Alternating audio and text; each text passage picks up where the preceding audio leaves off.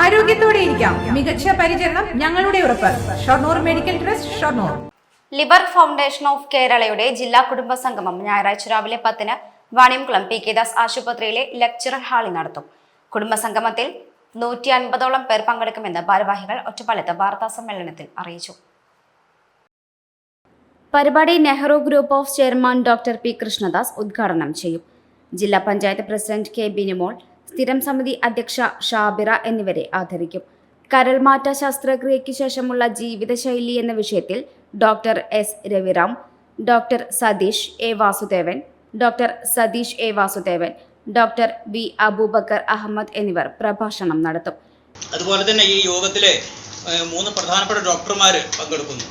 P K. ദാസിലെ doctor Raviram S, doctor Satheesh A. Vasudevan, doctor Abubakar Ahammed V എന്നീ 3 ഡോക്ടർമാർ പങ്കെടുക്കുന്നു. ഇതിൽ കരൾ രോഗം ബാധിച്ചവർക്കും കരൾ ട്രാൻസ്പ്ലാന്റ്, ലിവർ ട്രാൻസ്പ്ലാന്റ് കഴിഞ്ഞവർക്കും ആവശ്യമായ ഉപദേശങ്ങൾ അവർ നൽകുന്നു.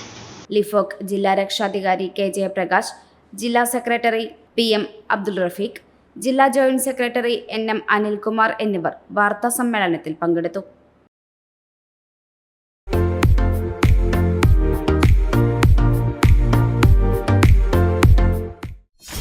.വ്യൂ ന്യൂസ്, കാഴ്ചകളാണ് ലോകം, കണ്ടു തുടങ്ങുക.